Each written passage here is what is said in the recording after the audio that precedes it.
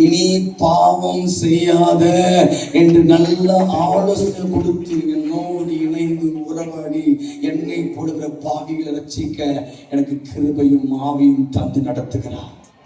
நன்மை வாலிபனை என்னால் உணர்த்தப்பட்டேன்.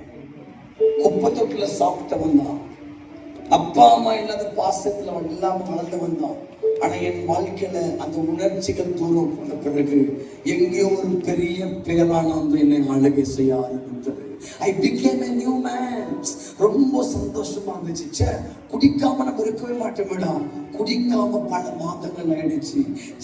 இச்சையை பார்க்காம இருக்கவே மாட்டோமேடா. இச்சையை பார்க்காம பல மாதங்கள் ஆயிடுச்சு. சண்டை போடாம ரொம்ப நாள் ஆயிடுச்சு.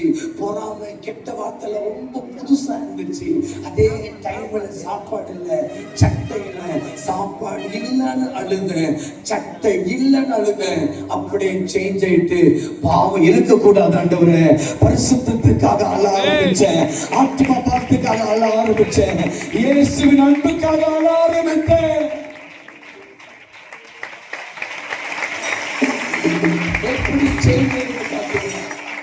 எப்படி சேஞ்ச் ஆகும் பத்திய லைஃப். ஆண்டுடைய உறவு வந்த பிறகு உங்க அன்பு போதும் துடிக்க ஆரம்பிச்சிடணும். யோசித்து பார்த்தீங்களா?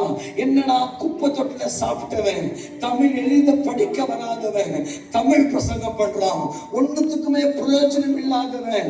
ஜேம்ஸ் ஐயா சொல்லியிருப்பாரு, இரும்பு நானும் அவர் தான் இரும்பு நாயி.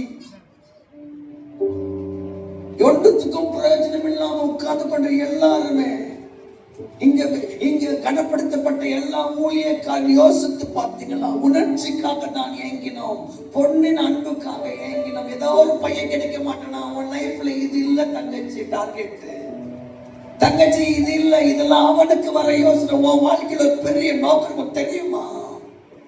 என்னமா லைஃப்? என்ன லைஃப்? 100 பிள்ளைகளை வளர்க்கிறேன். அந்த 100 பிள்ளைகளை பெற்றெடுத்த தாயின் வயதுகள் 16 வயதுல பிள்ளையை பெற்றெடுத்துட்டு வளர்க்க முடியாம போயிட்டா. Love marriage. என்னமா அவளை லவ் பண்ண? எங்கம்மா அந்த புருஷனை விட்டுட்டு போயிட்டாரா? சொன்னா வளர்க்க முடியல. 16 வயசுக்கு காலேஜுக்கு போக வேண்டிய ஒரு பிள்ளை கர்ப்பம் தரித்து நிற்கிறான்.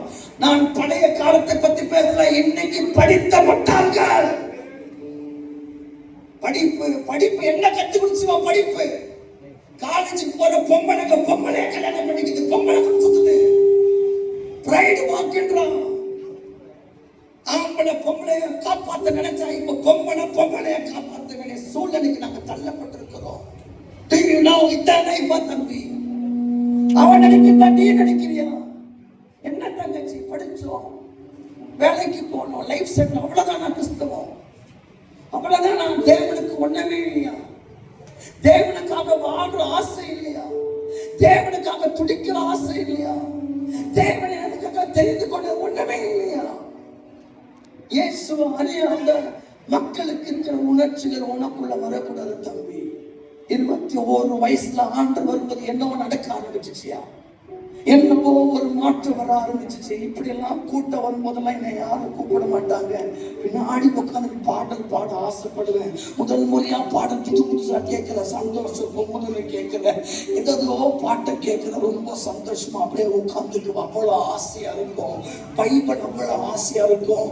ஜபம் எங்கெல்லாம் நடக்குதோ அங்கெல்லாம் போயிடுவேன். வேலை வெட்டி எல்லாம் கிட்டேன். ஏதோ ஒரு சத்தம் என்னை கூப்பிடுச்சு, வந்துருன்னு சொல்லிட்டு நான் வந்துட்டேன். ஊழியர் என்னன்னு தெரியாது, யாரை பார்த்தாலும் இயேசு பத்தி பேச ஆரம்பிச்சேன். பாவங்கள் போக்கவே பாடல, ஒரு மண்ணாங்கட்டி இல்ல, ஒரு யூடியூப் இல்ல, ஒரு பேஸ்புக்ல எந்த இளவும் இல்ல. இப்படி எல்லாம் நிற்கவே, வெளியூருக்கு போக ஒரு கனவு வந்தாலும் நம்ப மாட்டேன். Somewhere I started falling in love with Christ. இயேசுவை நேசிக்க ஆரம்பிச்சேன், இயேசுவை அன்பு கூற ஆரம்பிச்சேன்.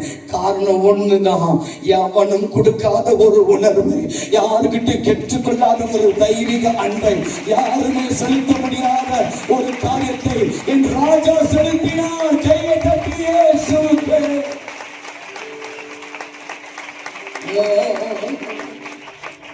ரெண்டு கையை